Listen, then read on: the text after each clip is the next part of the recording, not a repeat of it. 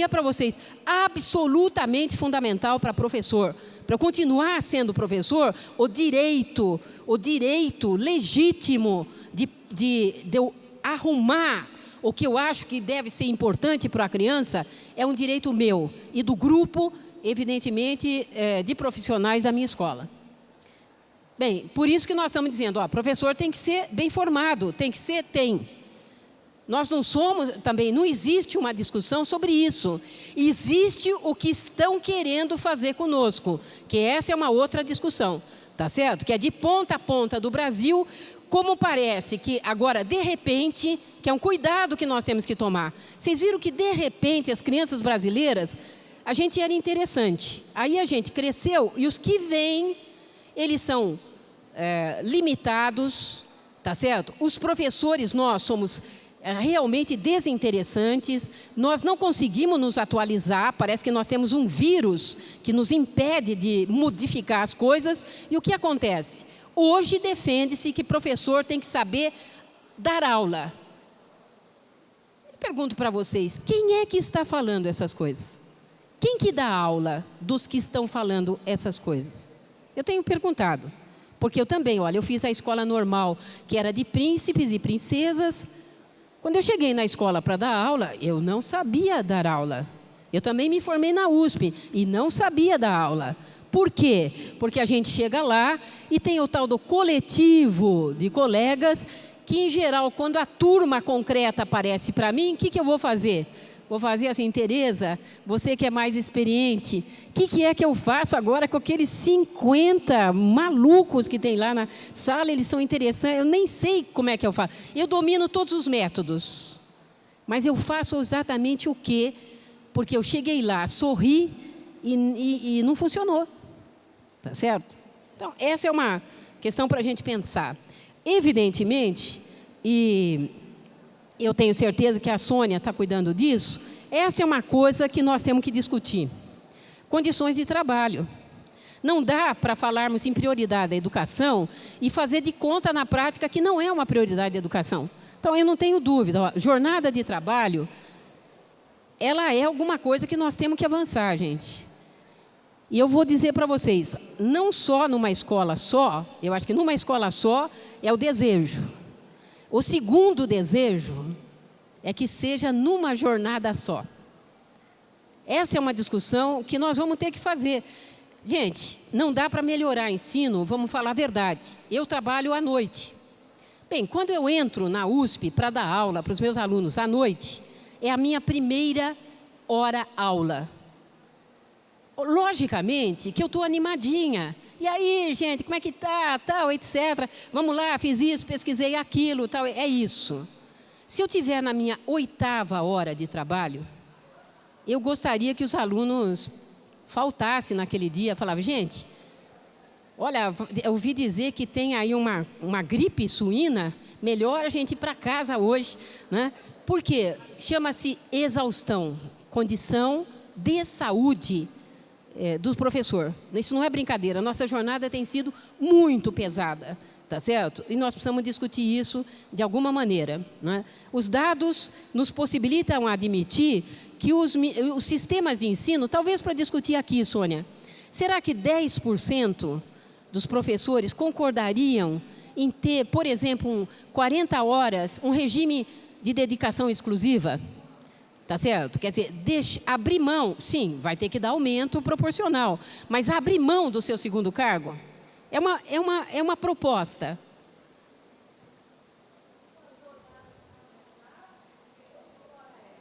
Não, estou dizendo jornada de trabalho 40 horas, ponto. É isso. Pelo número que nós dispomos, eu também fiquei lendo os números aí, tem alguns lugares da cidade que vai dar para fazer. Vai ter uns professores que vão topar, né? Tem que começar devagar, 100% não, mas será que de 2011 a 2020, né, nós teríamos 30%, por exemplo, que topasse isso? É uma coisa para pensar, né? Para pensar aqui no Brasil. Bom, número de alunos por professor. Essa é uma outra discussão. Nós já estamos, por isso que eu estou dizendo para vocês, democratizou, no sentido de ampliaram-se as escolas, Mas também a verdade é o seguinte, faz muito tempo, que, por exemplo, o Estado não tem um plano ousado de construção escolar. Porque não constrói, não pode reduzir o número de alunos em sala de aula.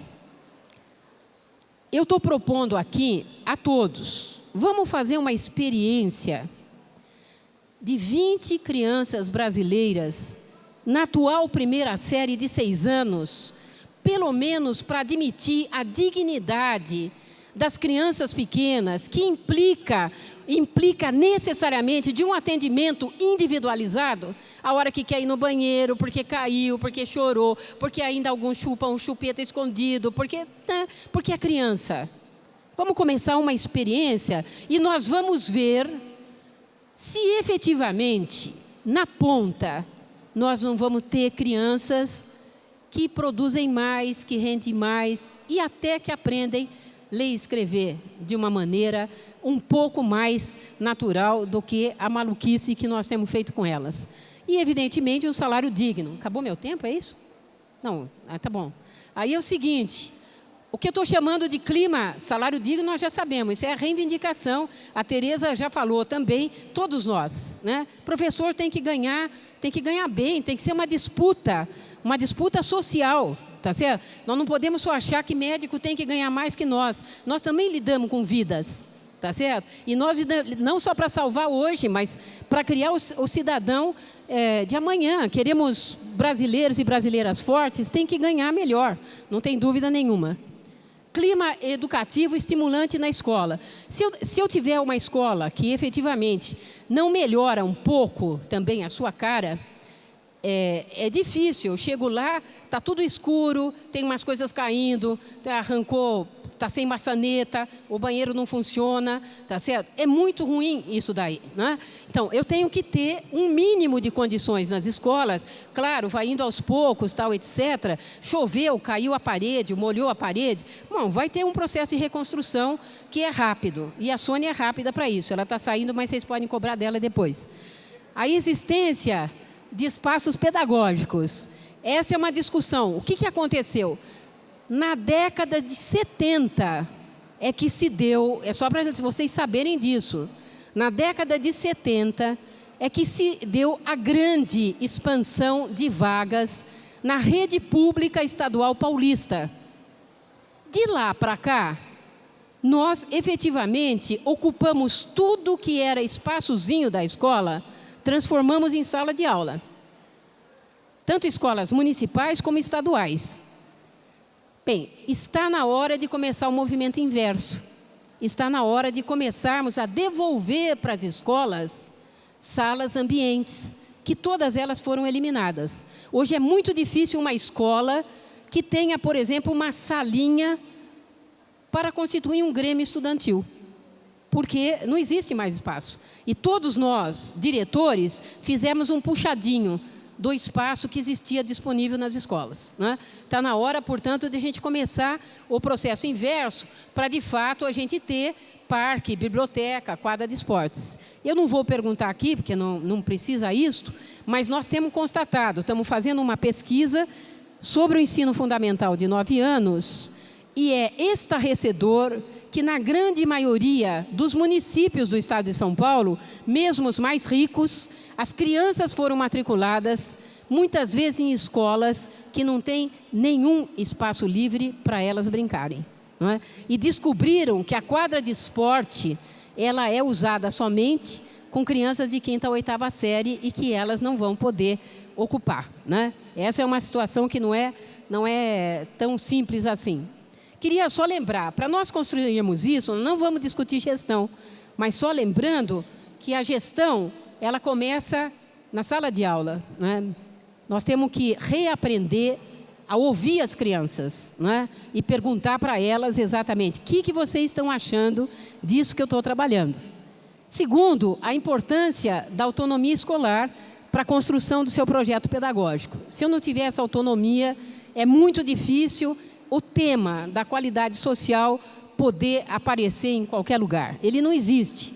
Autonomia dos alunos. Quero só lembrar para vocês que nós deixamos esse problema está até hoje nas próprias universidades.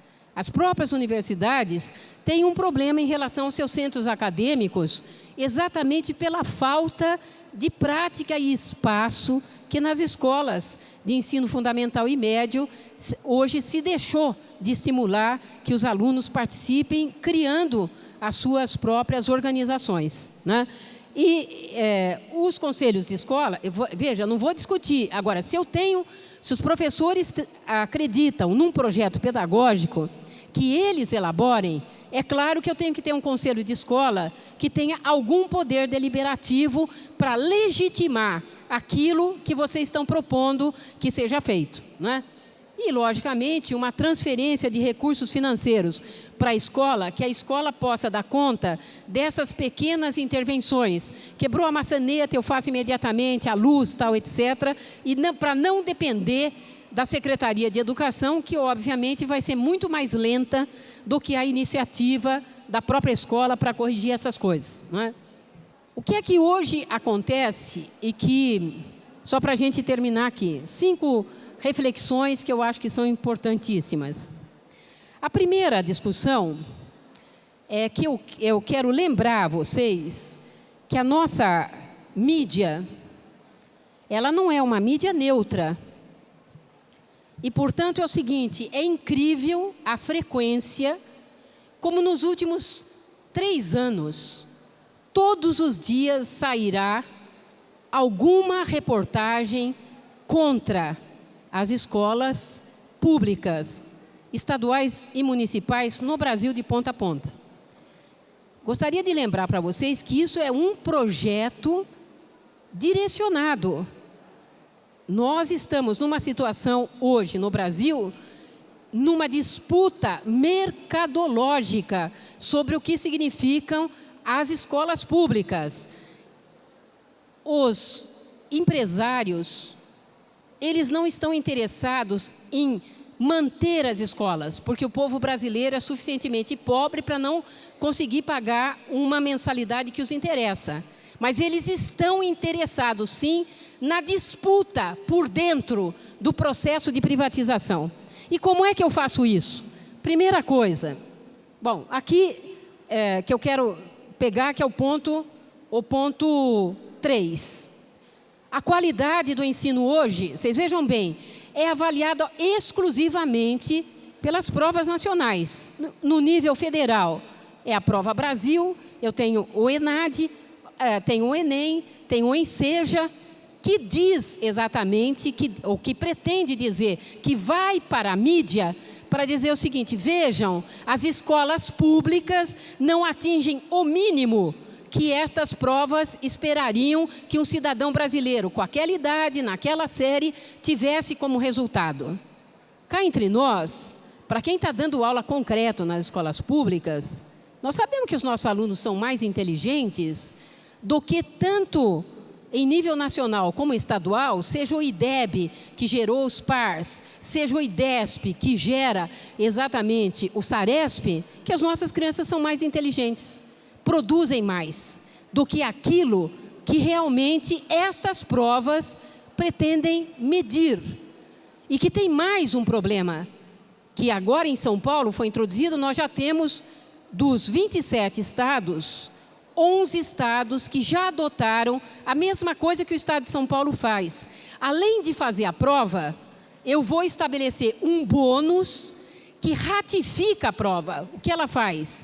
Dependendo do resultado que a escola tenha, será a gratificação que você receberá seu 14º salário.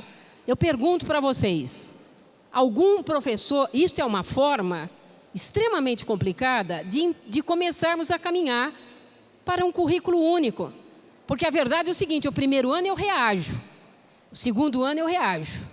O terceiro ano vai desde o meu companheiro e dos meus filhos em casa, porque eu não ganhei o 14º, até meus colegas de escola, que vão dizer: Lisete, assim não dá, tá certo? E como é que nós vamos fazer com os nossos 15 dias de férias na praia? É o 14º que paga, tá certo? Vamos supor, a média é 2.500, não é, Renato? Eu pergunto para vocês, com o salário que recebemos, algum professor pode abrir mão de R$ 2.500?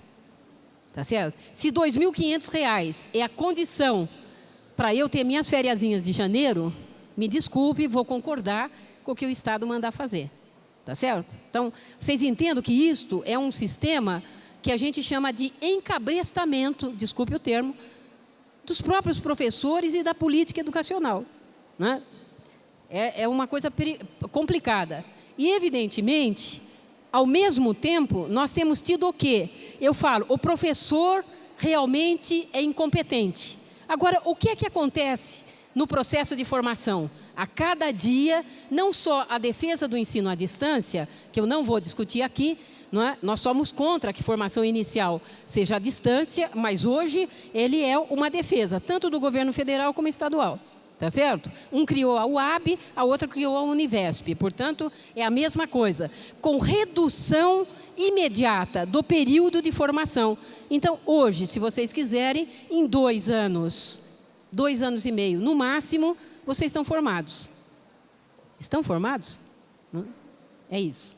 E, obviamente, eu não vou discutir aqui, que eu acho que já está suficientemente discutido, do que é que significa e a quem interessa, e a quem interessou e está interessando, a transferência, veja bem, não é a ampliação de 1 ano de estudos, a transferência do ensino fundamental da criança de 5 anos e meio, 6, para a primeira série de ensino fundamental. O que é que isso significa em termos do que nós acreditamos, todos aqui, com as nossas diferenças de orientações, de políticas metodológicas, etc., o que significa o processo de iniciar sistematicamente na primeira série e no primeiro dia de aula, que é o que acontece em São Paulo, eu imagino, em Suzano, exatamente o projeto de alfabetização. Vamos falar a verdade, não foram feitas mudanças nenhuma no programa, no currículo das crianças que estão entrando com 6 anos, hoje, obrigatoriamente. E o que nós temos a dizer sobre isso? Porque nós que vamos concretizar uma política que eles definiram. O que nós temos a dizer sobre isso? Só mudou o título do livro, não é? Só para a gente animar a nossa ação, eu não podia deixar de trazer, não é, uma frase do nosso querido professor Paulo Freire, que diz, para nos animar, porque a gente vem fazer a crítica não para dizer vamos largar de fazer esforço, é para dizer pode ser diferente. Então, estar longe ou fora da ética entre nós, homens e mulheres, é uma transgressão.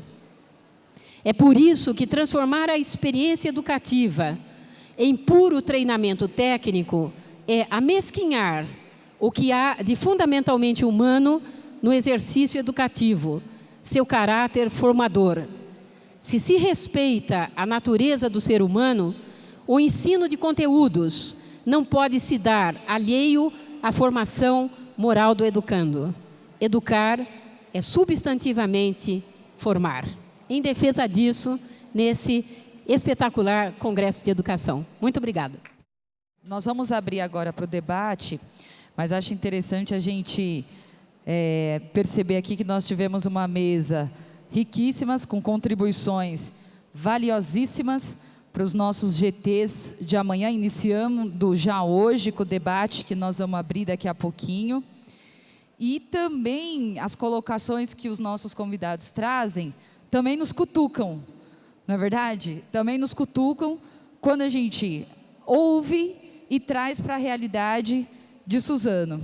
Acho que a Tereza traz, quando ela aborda a questão da construção do plano e a preocupação com a descontinuidade das políticas, e quando a gente vem e propõe, vamos fazer o congresso para a gente discutir o Plano Municipal de Educação, é justamente a gente pensar como é que a gente supera isso e pensa e defende que o Plano Municipal de Educação é um instrumento, é uma política de governo, é uma política de Estado, perdão, uma política de Estado e não de governo. Por isso a importância de a gente garantir que todos aqui participem e digam o que pensam para cada etapa, para cada modalidade da educação básica, à luz do que a gente vive no dia a dia da escola. O outro ponto que a Tereza também aborda é a questão da eleição de diretores. E acho que as escolas receberam essa semana, e aí vou rápida, que é só uma questão de informe, a instrução que vai tá dando orientações agora quanto à eleição de coordenadores, que é um processo que nós vamos começar a viver agora na rede, que pelo estatuto que foi aprovado, o cargo de diretor, ele entra em vacância, ele vai ser extinto. E nós vamos ter agora a figura do coordenador educacional, que é a pessoa que vai ser eleita. E foi a instrução para a escola hoje, essa semana para as escolas, não perguntando se nós queremos ou não ter eleição de coordenador educacional. Nós vamos realizar o processo de eleição do coordenador educacional, e o que nós queremos discutir com vocês e debater com as escolas, qual é o melhor momento, e cada escola vai avaliar a partir do projeto que vem sendo desenvolvido na escola. Então, a consulta que vai ser feita nesse momento é: o melhor momento para realizar a eleição de coordenador educacional é no primeiro semestre de 2011? É no primeiro semestre de 2012? É no primeiro semestre de 2015? Por que nós optamos por consultar? Porque vocês estão lá no dia a dia e podem avaliar, até por conta dos projetos que estão em andamento lá, qual é o melhor momento para a gente realizar esse processo. Então, o processo de eleição vai acontecer. O que está em questionamento agora, qual é o melhor momento para realizar esse processo de eleição? Se a comunidade disser, é já, então, primeiro semestre, o processo vai ser desencadeado. E cada escola vai decidir qual é o melhor momento. É no primeiro semestre? Então, é já. Fevereiro do ano que vem, processo de eleição na rua. E quem pode se candidatar são todos aqueles que estão lá no decreto que foi publicado no dia 11 de novembro. Que é professor da rede, que já cumpriu o estágio probatório, preenchendo todos aqueles requisitos que estão lá. Então, o que está posto é qual o melhor momento para a gente realizar esse processo. A outra questão, que tanto a professora Tereza, o Renato, a professora Lisete abordam, é a questão da organização, se é ciclo ou série. Nós estamos organizados em ciclos, temos um ciclo, mas eu acho que a gente também temos que ter tranquilidade aqui para discutir, que a gente ainda tem muito problema, e que a gente tem que discutir. Nós temos a nomenclatura de ciclo, mas ainda estamos numa estrutura seriada. Então, essa é outra questão que nós temos que colocar na mesa, e sem problema e sem medo de ser feliz, e que a gente precisa discutir. Outra questão que está dada, que a gente já teve o encontro na semana retrasada para discutir. Foi feito um levantamento das crianças que não estão, quantas crianças não alfabetizadas que a gente tem na rede de terceiro e quarto ano.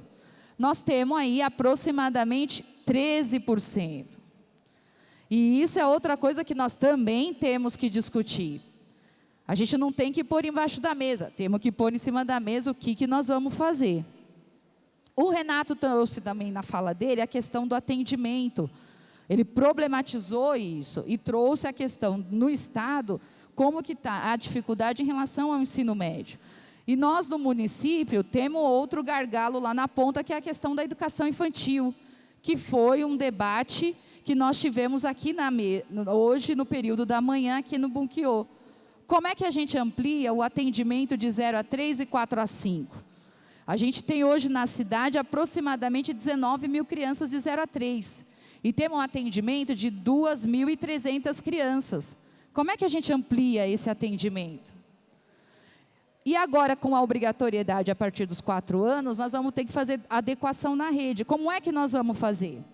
Esse ano, nós conversamos, né, Renato? Começamos uma conversa e conseguimos compatibilizar em torno de 4.990, aproximadamente, né, Lu? Conseguimos passar para o Estado aproximadamente 4.900 crianças de primeiro, segundo, terceiro e quarto ano, para a gente poder pensar como é que amplia a educação infantil. E a outra coisa que acho que a professora Lisete traz forte, acho que a gente é a questão do projeto. Qual é o projeto? Qual é a proposta curricular que nós vamos pensar para a nossa rede? Acho que a gente tem o desafio de pensar a nossa proposta para a rede. E quando a gente discute proposta curricular para a rede, não é pensar algo que diga o que nós vamos fazer, não é ter um caderno, um receituário que diga o que a gente vai fazer dia a dia, mas que a gente tenha algumas orientações enquanto rede e que cada escola defina qual é o seu projeto.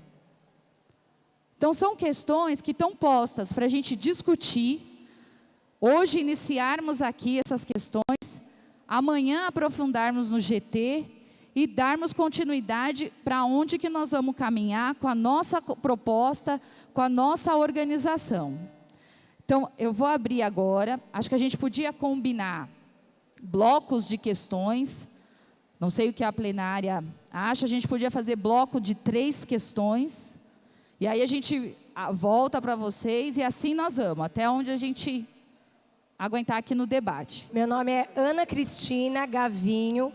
Eu sou professora do Ensino Fundamental na Prefeitura de Itaquaquecetuba há 16 anos. E sou professora aqui na rede da Educação Infantil há 3 anos. No momento, eu estou com o 1º ano e o tópico principal da minha colocação é em relação à valorização não só da parte financeira, né, do professor, mas também quanto à sua experiência e habilidade. Considerando que hoje eu tenho um projeto que se chama Dança do Alfabeto, onde eu ensino o alfabeto com dança e eu dou o Congresso Nacional, né, eu sou palestrante de congressos nacionais na região do Sul, em Santa Catarina, em Curitiba. Eu já tenho trabalhos desenvolvidos, né, morei 2 anos no Japão, sou professora de balé clássico formada em Cuba. Então, a minha experiência, não só como professora, mas como bailarina, me fez desenvolver esse projeto para auxiliar na alfabetização. E uma questão assim, muito interessante é que aqui na prefeitura eu consegui aplicar esse projeto para 60 professores, né?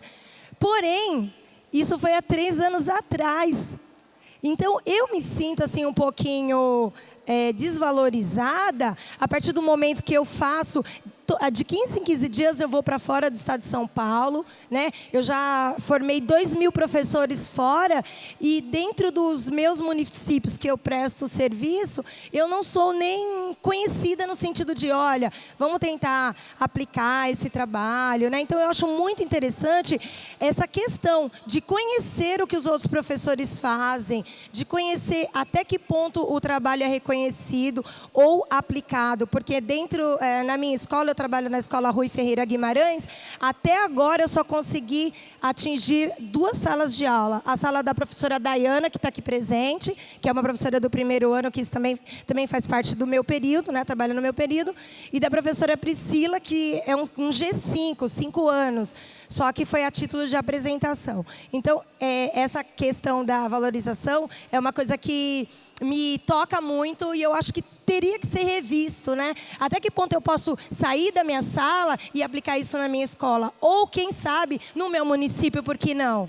Sendo que só eu sou a única professora do mundo que danço as letras do alfabeto e consigo fazer uma aula diferente, sem caderno nem lápis, que é aquilo que foi proposto aqui, né, no debate. Então, professora, eu acho que a riqueza, né, tudo que a gente falou aqui da construção coletiva é essa. É um professor ter um trabalho, ter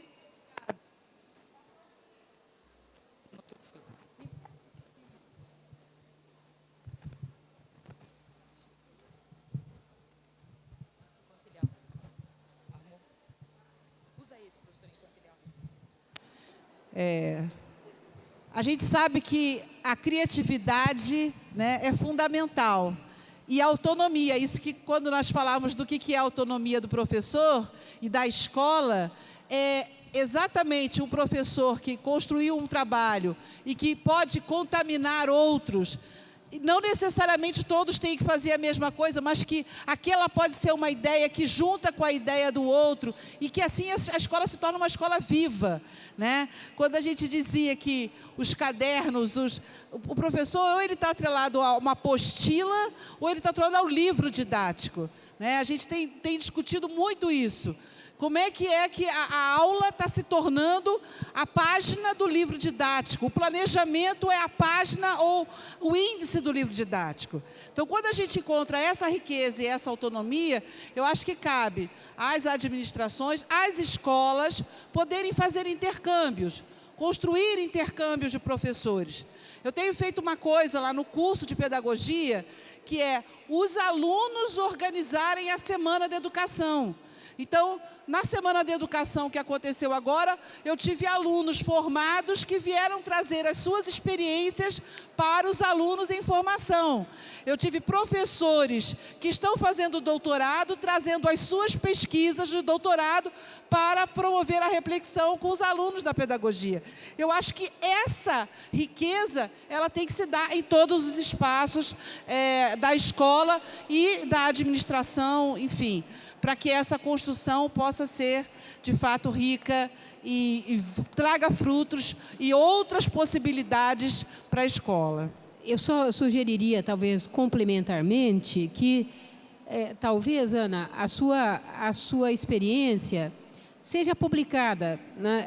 A própria secretaria tenha um livrinho, um caderno, para socializar as experiências bem-sucedidas, porque certamente, às vezes, alguns professores não se sentiriam à vontade ou não dominariam exatamente, neste momento, não trabalhar, abrir mão do giz e da lousa, enquanto praticamente o principal aporte que a gente tem numa sala de aula, né? Então, para até adotar a sua sistemática, que é, sem dúvida nenhuma, mais avançada, tal, mas que permite, assim, até um domínio do corpo e etc., etc., vai precisar, digamos, começar com 3 que deram certo, que as crianças aprenderam mais, guardaram melhor, depois 5, depois 10, até isto ganhar uma dimensão de caráter mais coletivo, né? Eu me comprometo a dar uma olhada aqui no site que você colocou e depois mandar para você também minhas impressões, porque eu não conheço esta forma de trabalho, mas achei muito interessante. Viu? Parabéns, Ana. Renato. Bom, todos os novos projetos de alfabetização, eles têm uma certa resistência no início, todos eles, porque as pessoas ficam um pouco acomodadas com o que já conhecem, tá?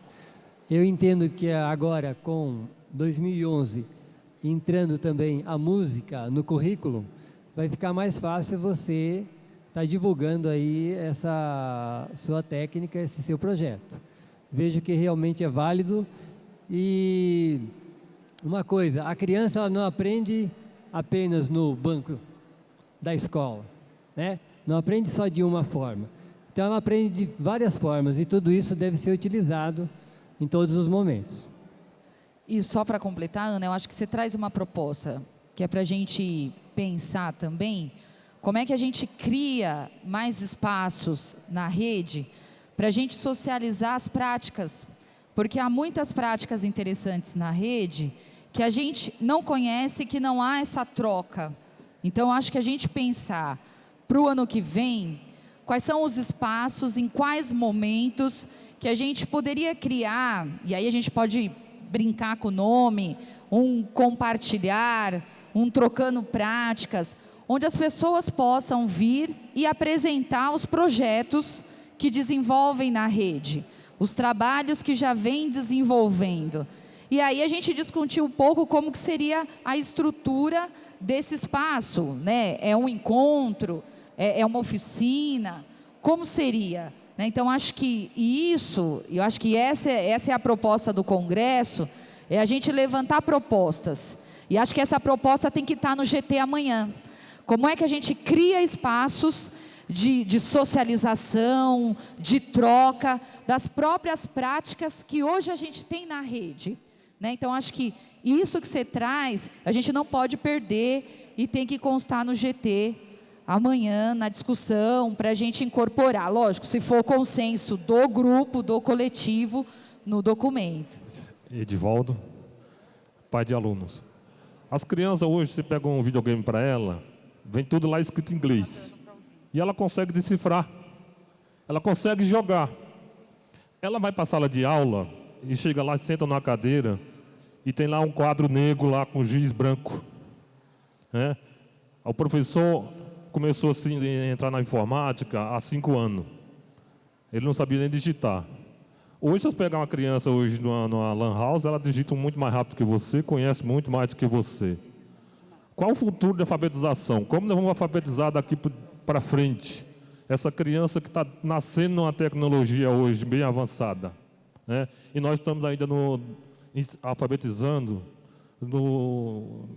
quando foi descoberto o Brasil. Obrigado. Eu sou professora aqui da rede, sou professora da creche e sou professora alfabetizadora num outro município. E eu vim falar a respeito da alfabetização, a gente estava conversando que essa questão do número de alunos, na verdade, é uma das coisas que mais contam, né? Então, a gente pode contar com computadores, com brinquedos, mas se o número de alunos for muito grande, se a relação olho a olho, toque, não puder ser concretizada, a alfabetização realmente fica muito difícil. Uma outra coisa é a questão de formação continuada aqui no município, que é muito falha. Há quanto tempo que a gente não tem uma formação continuada aqui? Um curso, uma coisa longa. A gente tem formações esporádicas, que por muitas vezes são redundantes, eu já coloquei isso em outras avaliações, e a formação continuada, que eu acho que é o que garante a formação do professor, ela não cresce. Então, eu acho que é uma coisa para a gente pensar, para agora, para os próximos 10 anos. E aí, acrescentando isso aí... Ai, gente, desculpa, não me apresentei. Meu nome é Wanda, eu sou professora da rede estadual há quase 25 anos e estou na prefeitura há 3 anos quase.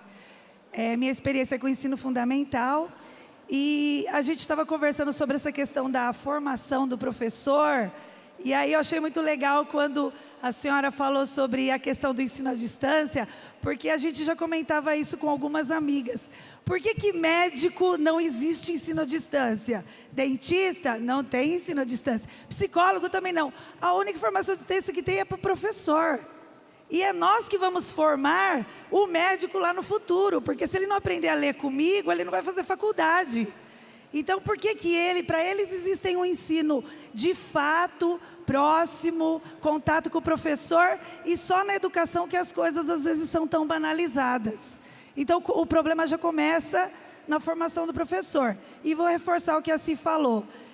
Se nós tivéssemos, nós sabemos que isso é impossível, porque se tem que atender a demanda, como é que vai botar 20 alunos na sala? Isso aí é uma coisa utópica para nós. Agora, que se numa primeira série eu tenho 20 alunos, eu posso dar atenção especial, ouvir, saber dos problemas e ser uma professora muito melhor, isso é fato, mas a gente tem que atender a demanda. Na creche tem criança caindo pelo ladrão, tem muita criança, pouca professora, pouca educadora, falta de pessoal, mas tem que atender a demanda. E aí tem criança saindo pelo ladrão, é muito mais do que a gente pode dar conta. Então, o ideal era um número menor de alunos por sala. Começa aí a solução do problema. Só que eu quero ver como vai ser.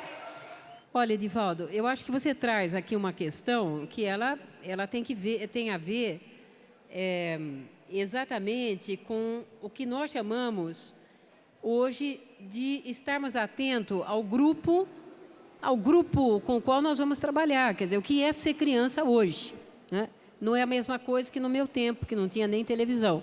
Então, a discussão sobre o uso da tecnologia, ela é uma questão que ela implicaria